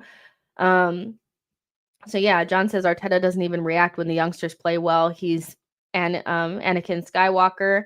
Kwame says, I don't know why Arteta isn't using our young players more. Dom says, it's just annoying that Arteta prioritizes seniority and not trusting the youth unless pushed into a corner. John says, Arteta doesn't even react. Okay, I read that one. Burmy says, like I said, I didn't see the game. Based on y'all's ratings, MLS should be our new left back. He played really well. It's not like, I think, and that's what I don't like the conversations because Arsenal fans, they just go in the wrong direction. It's like you'll say we should be playing Wanyeri more, and what they hear is we need to start him in a Champions League final or whatever. And they've convinced themselves that because Arteta's not playing them, that's just the right thing. And I do think that Arteta may have taken the wrong route multiple times by going with seniority instead of playing the young player. And there's nothing wrong with that. It's just my opinion that he's done it. I don't know whether or not if we had played, somebody else instead of Holding or, not played Willian for so long, we would have been better. But, I just feel like let's just try something different and not just maintain that same status and get the same result, because that is the what? Definition of insanity. Sticking with the old player that's not playing well, or breaking apart the chemistry in your team to make sure that you don't have to play this young player, has never worked out for us. So just try to play the kid, and these are the most talented kids that we've had come through since Saka. So play them. There are tons of young players across Europe playing, that have big roles in their side. Now, it doesn't mean that they start all the time. Not everybody is Lamine Yamal, but you see them contributing to their team. And these two can do the same if Arteta just allows it to happen. Because when Calafiori comes back, he'll start. It's not like MLS is going to play every single game, right? Lionite says, why complain when Arteta plays the youngsters? Why complain when Arteta plays the youngsters? I'm not complaining. Boy says Arteta has goofed multiple times by banking on seniority. Football never cared for that. And I think, if you think I'm complaining, I think your thing is well, it works. So don't say anything else. Like, we won the other day and people were like, oh, we won, so why are you complaining? My point is that we'll always bring up the times before this where there was an option to do this and we got the adverse effect, right? And so I think people are always going to bring it up because this was a big contentious thing with the Arsenal fan base for a long time. Um it just was. Arteta doesn't play the youth. Arteta doesn't like the kids. This has been a conversation for years now. So I feel like people will feel justified in feeling like we should have played the youngsters earlier. And you have to allow them to have that, because for a long time, people were saying that you just could not play kids in important games because it'll just collapse everything. And that's clearly not true. So I just think you just get moments at times where it's just okay to be like, you know what? Yeah, you get to have that. You get to have that, because that has been a contentious thing for Arsenal fans for a long time, that Arteta doesn't love the kids, that he doesn't play them, that he doesn't trust them, right? So it's always going to come up, right? Elvis says, we let Cheeto OB. I bet he scores more than Jesus. I think if Arsenal wanted to keep him, they would have. They would have done everything in their power. They like Wanyeri and they like that, that Max kid. I don't think they like Cheetah Obi that much because they would have tried to keep him. So yeah. Um, but yeah, I think like what Boy's saying, if MLS wasn't good tonight, then people would be out there saying we shouldn't be playing the kids. Some of these kids are really good. And I just think that's why the conversation is being brought up, is because it was such a contentious thing. And now you have another data point that does go against Mikel. It does, but it's just a data point that I think a lot of people will grasp onto because people were yelling from the rooftops that we couldn't play the kids. I remember it because they were yelling at me, so yeah. 1,000 of you guys watching. Let's keep moving. MLS, you were amazing. I want to see you against Everton. There's no reason to change. I want to just touch on Timber because he's a fabulous player. He's the Saka of our fullbacks. He can play in every single position and looks good. I want him back on the right, but he came on today and did a good job. So well done, you. Let's go to midfield. Honestly, I think objectively, if he didn't play well, I would say it, but objectively, he played really well. Um, and I just feel like obviously he can play 6 for Arsenal. I don't know why anybody thought that he couldn't. Early on last season, it was different. It was weird. The midfield was strange, but it wasn't because Declan Rice is not a good player. He can't play 6. It's because the midfield balance was off for so long. And surprise, surprise, the first time that he plays with a balanced midfield, even if you don't rate Marino, just the fact that it's Marino and not Kai, even Odegaard didn't even play well today, and Rice still shone. Like, he was fabulous. His passing was great. He shielded the back line well. And yeah, I just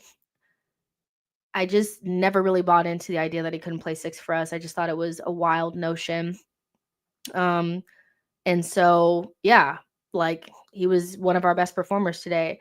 And if he came off to rest and so he can start for Everton, that's great because I would start him in the exact same position that he played in today. 8. I thought he was great. Marino, we already did Marino earlier because I don't have a card for him. But if I did, I would have given him like a 7, like a low 7. Like, I think his touches were off, but his intentions were good. And so a 7, like good, but like not amazing. I thought Odegaard struggled today. And it really, take out the really bad miss, I still would have given him a low score. But I think the miss is egregious, and he has to put that in the back of the net. Last 3 games, first half against Manchester United, Fulham, and today, I don't know what's going on. I don't know if it's just because, you know, his wife had the baby or what it is, but he's performing lower than his level. And, it's different than a player that we know is not up to the standard. We know that Odegaard's playing lower than his usual level because it was just a couple of days ago where he was one of our best performers against Nottingham Forest, against Sporting, against West Ham. So the drop is very like shoom. Even against Chelsea, he was good when he played. So I'm not sure what's going on with him. The miss was egregious. He should be putting that away. Physically, he looks slower than he did a couple of days ago. So I don't know what it is. Maybe he's just not up fitness wise, but I'm a big advocate of not playing people through their bad form, and just if they need a little bit of rest, maybe just rest them and play Wanyeri a little bit. I don't know. I don't know what the answer is. But he's like, his level has dropped significantly in the last couple of games, and it hasn't hurt us that much because I think Fulham wasn't really like, because Odegaard wasn't playing well. I just think like Arteta really set up the team poorly. But I can only imagine when we get to more difficult games, if his form is like this, then and we really do be needing Odegaard in those games. I'm not sure. So Arteta needs to figure something out. I'd probably, you know, um, maybe start him against Everton and then take him out around the 60th minute if things are not going well, and play Wanyeri for 30 minutes, give him more minutes, or even start Wanyeri because I don't know what's going on. I don't know if his mind is just not here. I don't know what it is, but yeah, his performance was really poor today. Yeah, like 5. It was just yeah, it just wasn't the tea. Like, I don't know what's going on. So you need to get your shit together. And just like even though I know that, Havertz was going through a bad run of form, I wanted him to be dropped too. And when I say people drop people, it's not because like, and some people are like, drop him because I hate him and I want him benched and he's shit. But sometimes I just think you need to rejig things, and it's okay not to have certain players in the team for a certain amount of time as long as you don't play Trossard in the 10 for 5 games. So you have other options. I wouldn't mind seeing it, just like I didn't mind seeing Jesus early on in the game because I'm like, Havertz isn't even playing well. And it's interesting that as soon as Havertz comes on, starts scoring goals again. So he hasn't scored. He's only scored 1 in 8, but now he scored today. So maybe sometimes you just need to fire up your ass. You just need to change things up. You need to rest. I don't know what it is, but yeah, he just wasn't giving what it needed to give today. And so 5 for me, it just wasn't what I needed it to be for real. So I'm also gonna loop Havertz in here just because like we don't need to talk about him for too long, but his cameo was good, probably the best he's been in weeks. And that's what I'm saying. It's like as soon as he was dropped, he started playing well again. And I just think sometimes you need to drop players and play somebody else for a minute, and whether it was rest or fire up his ass or whatever, but that was the best that he's played in a very long time. So I feel justified in saying he needed to be dropped. And whatever. So Havertz's little cameo was probably like 7, 7.5, something around there because he scored as well. So yeah, 7, 7.5. Let's see what you guys are saying. Ahmed says Martin was off it today. He's been off it for a couple of games now, though. John says Havertz 7. Boy says it's easier to score against tired legs. Exactly. Let's see. Elvis says Odegaard has past injury issues. I think they're now catching up. Elvis says Saka 10. We'll get there. Boy says Odegaard was all right today. Today is all the same. It's just a 6. Victor says Odegaard splits his abilities with his baby. Funny. John says Odegaard stopped shooting practices in 2022-2023 season. And, I think everything is like also when you do it more, you get better at it. And when you don't do it, you lose it. And I think a lot of our attackers have gotten out of the like practice of shooting with confidence, attacking their player. I mean, we have gone long periods of time over the last 2 seasons playing bad football and not being able to create chances and not attacking well. And I think your attacking muscles and your attacking confidence and all that comes when you do it more often. And this is why I'm a big advocate of us maintaining whatever we did today, because eventually creating that amount of chances, guys will start to get back into form and start remembering what it felt like to be confident in front of goal. But we have a lot of players that are not confident in front of goal right now because all we've been doing is, and yes, we did score good goals against Sporting and all that kind of stuff, but it's just so in and out. It's so off and on. We've been doing a lot of allowing our defenders to score a lot of set pieces and stuff like that. And then Saka, but Odegaard, Martinelli, all these guys, even Trossard need to get back into feeling confident in front of goal. And they're not, because we know that they can do better than what they're doing now. But yeah, shooting practice, shooting before the lane closes, shooting with your laces, all that shit needs to be fixed. Mata says my dude needs to stick around for shooting practice after training with the rest of the team as well, though. Victor says Odegaard was average 5 out of 5. Yeah, like something around there. Like it wasn't like actually he was worse. Like on his overall gameplay was way worse against Fulham than it was today. His overall gameplay today was all right, but what tips the scales is that big miss. And I think those 2 other misses that were like kind of like not great shots with his left didn't help either. This was the overall gameplay though was nothing as bad as Fulham. Fulham was horrendous. John says Odegaard 6. So my mom even said when we played against Fulham, she was like, I've never seen Odegaard lose the ball as much as he did against Fulham. Fulham was way worse. John says, I think he was getting comfy since Jesus isn't a starter anymore, meaning like Havertz. Hamsick says he could have taken an extra touch and shot. He panicked. So the lack of confidence in front of goal is not just something that we're seeing from one player. We're seeing it with multiple players. Martinelli, Trossard at times, Jesus for sure, Sterling when he gets the odd chance, Odegaard. The only player that seems to be confident when they're in front of goal is Saka. And so they need to shoot more, create more chances, and eventually the ball will go back in the net. You know, it's more likely that the more chances that you create, the more likely you are to score than what the fuck we've been doing, which is not create anything. So yeah. And Boy says it's the baby Odegaard not getting the same sleep that he used to. Listen, I don't want to blame it on the baby, because if I say that, well, his bad form coincides with his baby being born, people will say no excuses. But he didn't play well today, so whatever. Like, it's fine. Next. So Jesus, kind of like mixed. I think his overall gameplay was actually not bad. And his assist was actually really good.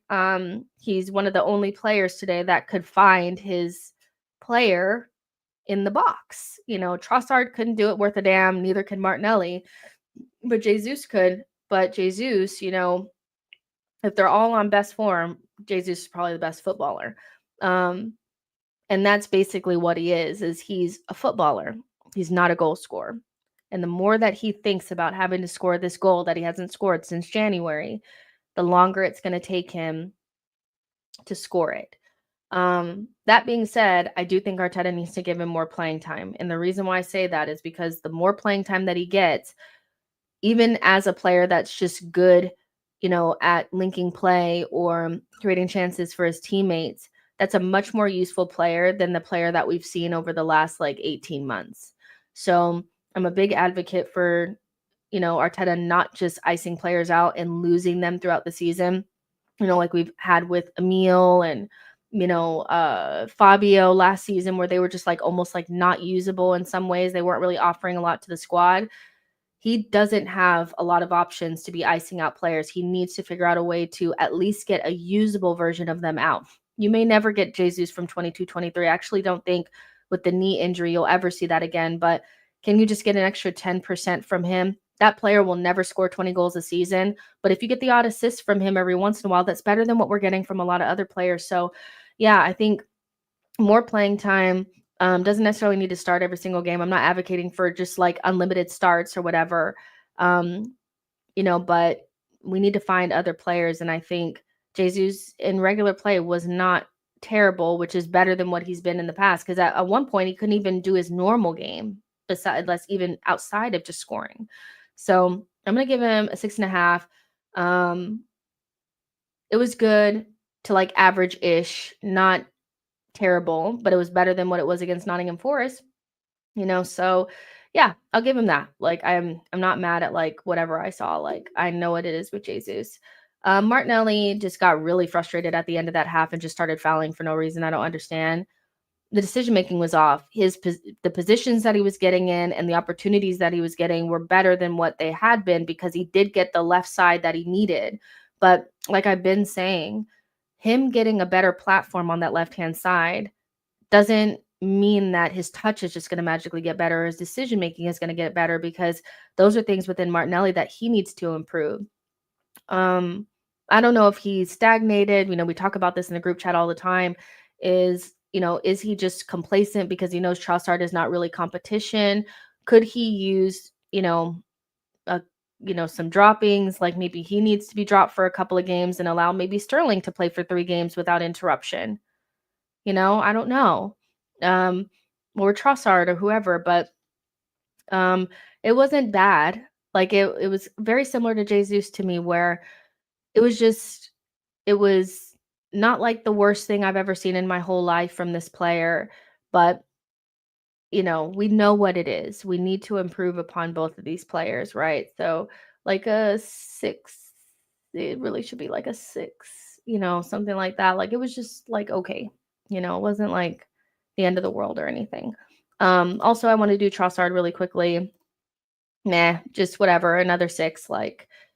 This merry-go-round that we're doing with the two of them, you need to get a different player in there, and drop them both and use somebody else, whether that's Jesus or Sterling or something. Do something different and give them a couple of games, because this is not working. We're getting like a stink off between the two of them, where we're not getting solid 9, like 8, 9 performances from them, 7, 8, 9 performances. We're getting like 6s, 5s, So it's time to like do something different. Kwame says Trossard 7. Elva says if this was a Premier League, he was getting a red card. Yeah, you probably would have gotten sent off. Kwame says Martinelli was lucky to still be on the pitch. Hamsick says I generally don't know what to make of Nelly at this point. Probably the worst on the pitch, 5 out of 10. The guy says fans really thought Calafiori and Marino would unlock Martinelli. He's the same. John says Martinelli can't even dribble anymore. The thing is Martinelli could never dribble. I think there's a misconception about Martinelli that when he's confident and he's playing well, he just runs by you. I remember when we played against Man City in the AirPod Albert coaching game around like Christmas, when I think Arteta had just gotten COVID or something like that happened, and he wasn't on the sideline, but Martinelli wasn't cooking Cancelo with skills and tricks. He was just running by him. He was kicking it by him and pushing him out of the way and just getting to the byline and just being a terrier. He was just a terror. He would just run by you physically. He would just bully you. Like he was just harassing the defenders and all that kind of stuff. So Martinelli was never like a good dribbler. He was just tenacious and would just burst by you. And now that his pace has dropped off just a little bit and his confidence is not as good, you're seeing the limitations to his game, but he's never been a good dribbler. He's never had that, like he's never been somebody that would just like boom, boom, boom. Like he was just not that guy. Mata says, even Martinelli's goal against Chelsea, where Conte ate the floor, Gabby overcooked his touch and was lucky to get away. Victor says, pace merchant Nelly. So, yeah, he wasn't all that, was he? It was just like, it was whatever. Let's see. John says, remember the Atalanta game? He captained the season. It doesn't matter if we give him more playing time. He's good if he isn't selfish. I think, giving him more playing time will help. More than just 10 minutes there, 5 minutes, or those here damn minutes, give him a couple more minutes just so he can feel the flow of the game a little bit more and get used to playing with his teammates again and feel like the manager trusts him. I do think more playing time would help. But yeah, he wasn't great in the game that he captained against Atalanta. And whatever, but he also wasn't getting playing time. He hadn't really played at all. And then Arteta just dropped him as the captain in one of our first away game in a Champions League fixture and said, be great. And he was not. So I don't understand how people think players are going to start playing better without a little bit more consistent game time. And that doesn't mean that they have to start every single game, but if we're up 3-0 or whatever, and we're at 60th minute, just take Havertz off and put Jesus on for 30 minutes. Give him 30 minutes instead of 5. I don't see why it's not going to hurt us. Mata says, I'd like to see Jesus on the left wing. Like you said, Trossi will lose his shit. Trossard is just a mean little raccoon. Like he's just a mean guy. Elvis says Martinelli doesn't deserve a rating today. He wasn't that low. Yeah.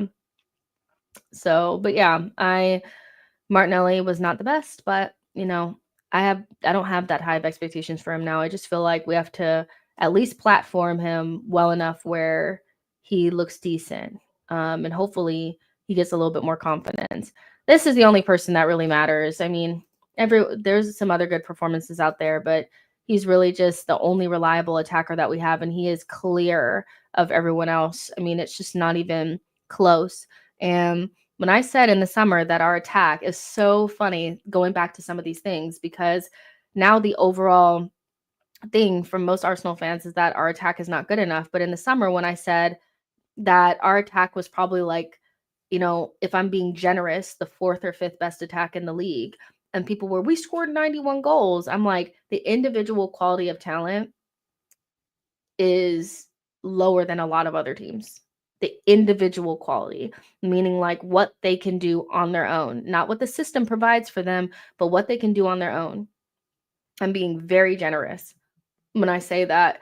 Like, I really don't rate our attack very highly. I just think there's not enough clinical finishing. There's not enough talent, just pure talent. This guy has talent. This guy has talent, world-class talent that he has worked on. He had ability already, but he worked on it because he was never considered the guy. Reece Nelson was the guy coming out of Hale End. Henry even said today that he didn't expect him to get to this level.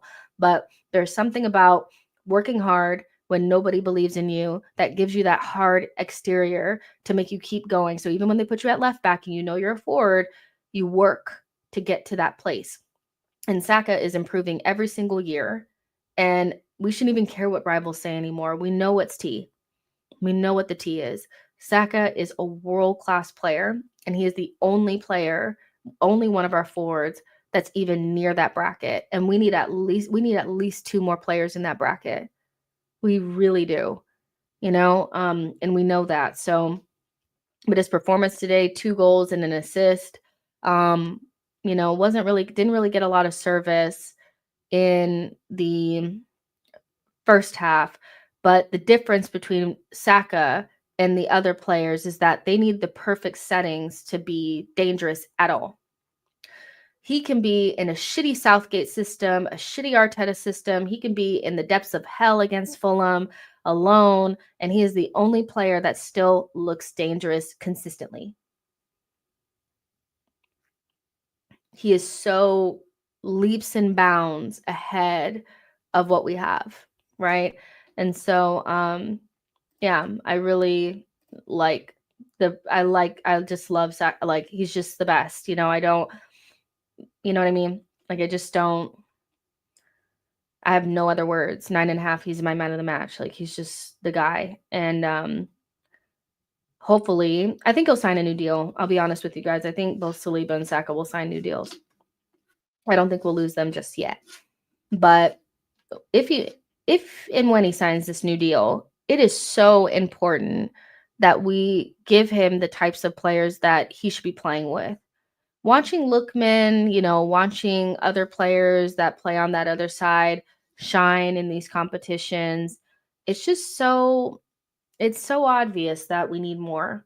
And I don't know what it'll take for the club to get a freaking clue, but maybe finishing not in a high enough position, not being able to say, well, it's Pep City and, we were so close and the injuries. Maybe if they just, cut the shit and just go out there and buy great attackers, they'll actually see this guy explode even more because he provides so many good crosses into the box. I rewatched the Fulham game, and even though I don't think the chances were so clear cut, if you have just even a decent striker out there, you score 3 goals.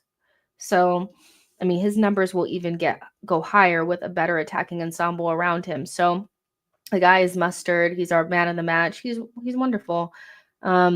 He's great. I like him. I like him a lot. 9.5 for him. I'm not going to change my score. I just think I'm just going to give him that because I feel like it. Let's see. Elvis says there's no player in the world I'd exchange for Saka. Hamsick says picture our attack without Saka stinky. Victor says someone get this man a Hattie. I was a little bit disappointed that he didn't get it. Victor says I'm in games like this, it makes me say I'd rather lose Odegaard than Saka. I genuinely think we would be mid-table without this guy. Elvis says Starboy. Kwame says without a doubt Saka man of the match 9 all the way. We're Saka FC. Yeah, I mean, it's so, and obviously you want Saka to be the face. We all know that he's the guy, but he's not even our highest earner. And I think that's where the club has made a fatal error because, the 2 attackers that are on the highest wages should be replaced, or we should have players of a similar ilk of Saka, or Saka should have those wages. But he doesn't have those wages, and a player of that level doesn't have those wages, and they're not who we need, right? And so, yeah, it's about time that Arsenal just pull the trigger. And I know they won't do it in January because they're not about that life, but this coming summer, get a sporting director in and get serious. We should just be buying at least 2 attackers and like even another midfielder and just take us to that next level because we need it so bad. And but Saka's PR has never been better. This was a good week for Saka because even though we didn't play well against Fulham, he played well despite everyone else being shit. Saka is like so good. So yeah, I thought he was fantastic. And deserves to be man of the match and all that kind of stuff. Arteta it's just pass or fail. He passed today. He got instant bang for his buck when he just did basic things and just simplify the footy. Just simplify the footy a lot more. Just play simple football that creates good creating chances, like just naturally make sure players are platformed properly. Don't be afraid to attack. Make sure things are balanced. You do that, and instantly we're creating chances. And it wasn't perfect. So I'm not claiming it's perfect, but it was much better than anything that I've seen this season because the other games that we played, it was just mostly the individual quality got us over, but like we're just not creating anywhere near enough. And today we did. So especially from open play, we didn't even need a set piece. Who would have thunk it? Who would have thunk it? Osanuga says Arsenal need 3 attacking signings. One striker is not enough. It needs a full overhaul. The finishing against Monaco has been woeful. Let's see. Mata says, why does it feel like our left back is the most eager to attack? Because the left back is the system. It's crazy. Like the left back is so integral to the system. Burmy says, if the injured players aren't fit for Everton, use the same team. Listen, the only thing I would change is if Timber can play 60 minutes, I would play him at right back and start MLS and just get a nice balanced fullback pairing of 2 can you imagine MLS and Timber as our freaking fullbacks? Like that's wild. And just play the same midfield. And if anything, Arteta may bring in Kai Havertz, but he might want to think about how Everton will set up. Sean Dyche is not a progressive manager. He is very much so like he's going to come to the Emirates and set up shop. And so he might want to think about making sure that he has enough ball players in there to unlock a deep block, because we really struggled against Fulham to just break them down in that mid block. And so maybe you do want to go with Jesus on the left, or maybe you do start him and then bring in Kai Havertz later. I don't know. But I'm very just keep the same team. There's no reason to break it down. And some players have played a lot of minutes this season. And for those of you guys who are desperate for Partey to play every single game, know your player. He is somebody that gets reoccurring muscle injuries, and this is actually the perfect time to rest him before we get to bigger games later on in the season. We're playing the Crystal Palaces, Everton, and that kind of stuff. And you guys know that we can beat those teams without him. So if you actually want him to be good for those games and not be because he looks like his physical level is dropping. The last 2 games, his physical level hasn't looked as good as it did earlier on in the season. You should know this. This is your favorite player, right? So he should actually probably sit on the bench against Everton and give him a little rest, So yeah. But yeah, that's what I would do. That's what I would do. But yeah, you guys, we're gonna go ahead and get out of here. Tomorrow I'm gonna be on Judge Mo's show early, at 2 p.m. Let me just check. Judge Mo's show at 2 p.m. and then a show on my channel and a show on Deluded's channel right after that. So 3 shows in a row. Judge Mo, my channel, Deluded's channel for tomorrow. So you guys are going to get tons of content. So make sure you guys are in, make sure you guys subscribe and all that kind of stuff. Like the video, subscribe to the channel, all that kind of stuff. And I will see you guys tomorrow. Bye guys.